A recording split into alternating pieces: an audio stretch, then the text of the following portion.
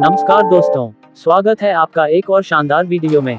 आज हम आपको ले चलेंगे भारत के बीचों बीच बसे राज्य मध्य प्रदेश की सैर पर, जहां आपको मिलेंगे अनोखे मंदिर, ऐतिहासिक किले, बाघों के जंगल और शांति से भरे तीर्थ स्थल। तो चलिए शुरू करते हैं मध्य प्रदेश के टॉप 10 टूरिस्ट डेस्टिनेशन के साथ। नंबर 1 पर है खजुराहो। खजुराहो मध्य प्रदेश के छतरपुर जिले में स्थित एक ऐतिहासिक नगर है, जो अपनी अद्वितीय मंदिर वास्तुकला और कामुक मूर्तियों के लिए विश्व प्रसिद्ध है। यहाँ के मंदिर अपनी अद्भुत नक्काशी और कामुक मूर्तियों के लिए दुनिया भर में प्रसिद्ध हैं। ये मंदिर 10वीं सदी में चंदेल राजाओं द्वारा बनवाए गए थे और यूनेस्को द्वारा संरक्षित हैं। चंदेल वंश के शासनकाल में 950 से 1085 के बीच लगभग 85 मंदिर बनाए गए थे, जिनमें आज केवल 22 मंदिर सुरक्षित हैं। खजुराहो का नाम खजूर के पेड़ से निकला है, क्योंकि कहा जाता है कि पहले मंदिरों को खजूर के पेड़ों से छुपाया गया था। खजुराहो में मूर्तियों का केवल 10% भाग ही कामुक है, बाकी सभी सामाजिक और धार्मिक मूर्तियां हैं। इन मंदिरों में इंटरलॉकिंग स्टोन तकनीक का उपयोग हुआ है, कोई सीमेंट नहीं। मंदिर पूर्व दिशा की ओर बने हैं, जिससे सूर्योदय की रोशनी सीधे मूर्तियों पर पड़ती है। इन मंदिरों की मूर्तियां केवल धार्मिक नहीं, बल्कि जीवन के सभी पहलुओं को दर्शाती हैं: संगीत, नृत्य, प्रेम, युद्ध और समाज। लाइट एंड साउंड शो और वसंत उत्सव यहाँ का विशेष आकर्षण है। दूसरे नंबर पर है कान्हा नेशनल पार्क। स्थान मध्य प्रदेश के मंडला और बालाघाट जिलों में स्थित है। स्थापना 1955 में राष्ट्रीय उद्यान घोषित किया था। क्षेत्रफल लगभग 940। जंगल बुक की प्रेरणा इसी क्षेत्र से मानी जाती है। यहाँ के बारहसिंगा की एक खास उप प्रजाति है, जो कहीं और नहीं मिलती। कान्हा भारत के सबसे अच्छे टाइगर साइटिंग्स वाले पार्कों में से एक है। जंगल बुक की कहानी भी इसी जंगल से प्रेरित मानी जाती है। तीसरे नंबर पर है बांधवगढ़ नेशनल पार्क। स्थान मध्य प्रदेश के उमरिया जिले में स्थित है। स्थापना 1968 में राष्ट्रीय उद्यान घोषित किया था। क्षेत्रफल 1536 वर्ग किलोमीटर कॉरिडोर बफर जोन है। यहाँ भारत में सबसे ज्यादा बाघों की संख्या पाई जाती है। बांधवगढ़ जंगल का नाम बांधव भाई और गढ़ किला से आया है। इसका संबंध रामायण काल से बताया जाता है, जहाँ ये किला भगवान राम ने अपने भाई लक्ष्मण को दिया था। बांधवगढ़ पहले रीवा रियासत का शिकारगाह था। यहीं पर सिंगस नामक बाघ की खोज हुई थी, जिसे व्हाइट टाइगर की नस्ल का पूर्वज माना जाता है। बांधवगढ़ किला बांधवगढ़ फोर्ट भी अंदर स्थित है, लेकिन अब आम पब्लिक के लिए बंद है। बांधवगढ़ का किला लगभग 2000 साल पुराना माना जाता है। वर्तमान में यह संरक्षित क्षेत्र में आता है, आम लोगों के लिए बंद। किले में कई मूर्तियां, गुफाएं और पुरातात्विक स्थल मौजूद हैं। भारत में सबसे ज्यादा बाघ घनत्व बांधवगढ़ में है।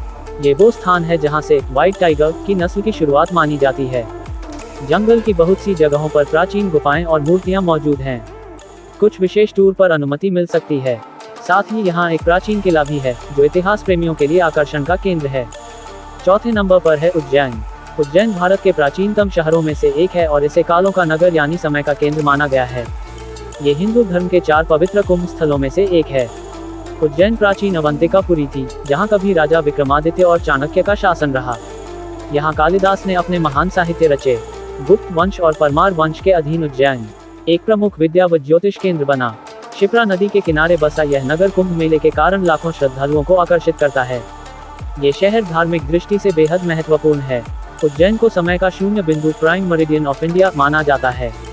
महाकालेश्वर दुनिया का एकमात्र दक्षिण मुखी ज्योतिर्लिंग है। यहाँ की भस्म आरती दुनिया में सबसे अनोखी, रोज सुबह 4 बजे। उज्जैन को भारत का काशी भी कहा जाता है। यहाँ महाकालेश्वर ज्योतिर्लिंग स्थित है।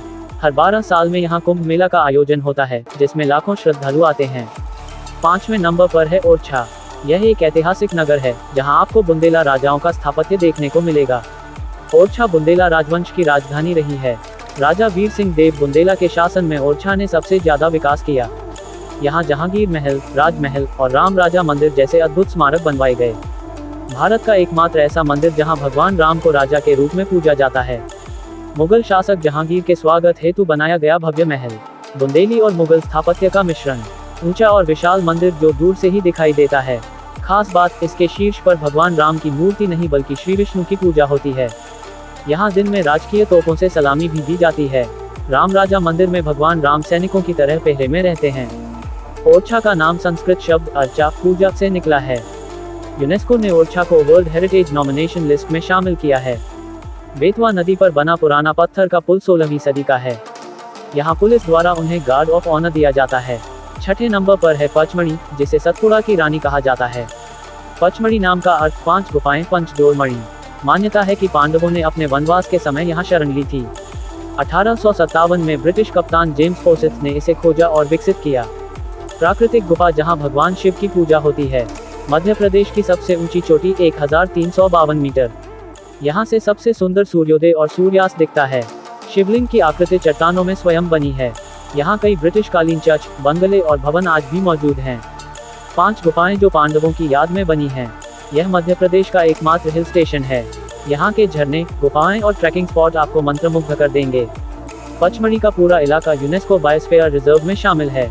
यहाँ 1200 से ज्यादा पौधों की प्रजातियां पाई जाती हैं। ब्रिटिश लोग गर्मियों में यहाँ रहते थे, इसे छोटा शिमला भी कहते हैं। कई हॉलीवुड फिल्मों और डॉक्यूमेंट्रीज की शूटिंग यहाँ हुई है। 7वें नंबर पर है भीमबेटका। यहाँ की गुफाएं 30,000 साल पुरानी हैं, जहाँ इंसानों द्वारा बनाए गए शिकार और नृत्य के चित्र देखे जा सकते हैं। स्थानीय मान्यता के अनुसार ये स्थान महाभारत के भीम से जुड़ा है। भीम की बैठक या भीम बैठका यानी भीम जहाँ बैठा करते थे। यहाँ 30,000 साल से भी पुराने गुफा चित्र पाए गए हैं। चित्रों में शिकार, नृत्य, घोड़े, हाथी, हथियार और धार्मिक प्रतीक दिखाए गए हैं। ये स्थान मानव विकास, कला और संस्कृति का सबसे पुराना प्रमाण है। 1957 में डॉक्टर विष्णु श्रीधर वाकणकर ने इन गुफाओं की खोज की थी। इसके बाद यहाँ हजारों चित्रों और शिल्पों की खोज हुई। कुल मिलाकर 700 से अधिक गुफाएं और 400 से अधिक चित्रित शैलाश्रय हैं। भारत में यह एकमात्र स्थान है जहां 30,000 साल पुरानी मानव कला देखने को मिलती है। भीमबेटका के चित्रों को देखने से प्राचीन मानव की जीवन शैली, त्योहार, युद्ध और प्रेम का भी अंदाजा लगता है। कुछ गुफाओं में आज भी रंग जिंदा हैं, जो प्राकृतिक पिगमेंट से बने हैं। यह यूनेस्को वर्ल्ड हेरिटेज साइट है। 8वें नंबर पर है सांची स्तूप। ये बौद्ध धर्म का प्रतीक स्थल है, जिसे सम्राट अशोक ने बनवाया था। सम्राट अशोक ने बौद्ध धर्म अपनाने के बाद ये स्तूप बनवाया था। मूलतः ये भगवान बुद्ध के अवशेषों को संरक्षित करने के लिए बनाया गया था। अशोक के काल में इसका मूल आकार छोटा था, बाद में शुंग और सातवाहन काल में इसका विस्तार हुआ। स्तूप को कई बार पुनर्निर्मित किया गया और 14वीं शताब्दी तक यह उपेक्षित रहा। 19वीं सदी में ब्रिटिश पुरातत्वविद सर एलेक्जेंडर कनिंघम ने इसे फिर से खोजा और संरक्षित किया। 4 दिशाओं में बने 4 शानदार तोरण द्वार उत्तर, दक्षिण, पूर्व, पश्चिम। प्रत्येक तोरण पर बुद्ध के जीवन की घटनाओं को चित्रों द्वारा दर्शाया गया है। इन चित्रों में बुद्ध को प्रतीक रूप में दिखाया गया है, जैसे अशोक वृक्ष, सिंह, चक्र, पद्म। सांची स्तूप बौद्ध धर्म का तीर्थ स्थल है। ये बुद्ध के धर्म चक्र प्रवर्तन और जीवन दर्शन को दर्शाता है। दुनिया भर के बौद्ध अनुयायी यहाँ आते हैं। सांची स्तूप में बुद्ध की कोई मूर्ति नहीं, सिर्फ प्रतीक। तोरणों की नक्काशी को देखकर लगता है जैसे कहानी बोल रही हो। सांची में बौद्ध के साथ साथ हिंदू और जैन प्रभाव भी दिखते हैं। भारत का सबसे संरक्षित और अध्ययन किया गया स्तूप है। यहाँ की शांति और स्थापत्य कला हर किसी का मन मोह लेती है। 9वें नंबर पर है ग्वालियर। ये शहर अपने विशाल किले और संगीत परंपरा के लिए जाना जाता है। ग्वालियर का नाम संत ग्वालिपा के नाम पर पड़ा, जिन्होंने एक स्थानीय राजा सूरज सेन को कुष्ठ रोग से मुक्त किया था। शहर पर तोमर, मुगल, मराठा और अंत में सिंधिया राजवंश का शासन रहा। ये स्थान 8वीं सदी से लेकर ब्रिटिश काल तक सत्ता और संघर्ष का केंद्र रहा। भारत का जिब्राल्टर कहा जाता है, एक विशाल पहाड़ी पर बना है। महान संगीतज्ञ तानसेन की मजार। हर साल तानसेन संगीत समारोह आयोजित होता है। पास में ही गुस मोहम्मद गौस की भी समाधि है। ग्वालियर का किला राजा मान सिंह की गाथाओं से जुड़ा है। तानसेन के बारे में मान्यता है कि वे दीपक राग से दीप जलाते थे। जय विलास पैलेस का झूमर उठाने के लिए हाथियों से छत की मजबूती चेक की गई थी। ग्वालियर रेलवे स्टेशन को स्वच्छता में भारत में पहला स्थान भी मिल चुका है। यहाँ हर साल तानसेन संगीत समारोह आयोजित होता है। 10वें नंबर पर है भोपाल। ये एक झीलों का शहर है, जहाँ आपको प्राकृतिक सौंदर्य और आधुनिक शहर दोनों मिलेंगे। यहाँ नवाबी ठाठ के साथ साथ जनजातीय संस्कृति की झलक भी मिलती है। भोपाल की स्थापना 11वीं शताब्दी में राजा भोज ने की थी। बाद में इसे 18वीं सदी में दौलत खान और फिर नवाब दोस्त मोहम्मद खान ने दोबारा बसाया। 19वीं सदी में यहाँ महिलाओं का नवाबी शासन रहा, खासकर सिकंदर जहां बेगम और शाजिया बेगम। ये शहर भोपाल गैस त्रासदी 1984 के लिए भी विश्व प्रसिद्ध है, जिसे इतिहास की सबसे बड़ी औद्योगिक दुर्घटनाओं में गिना जाता है। मानव संग्रहालय, वन विहार और ताज उल मसाजिद जैसे स्थल यहाँ के मुख्य आकर्षण हैं।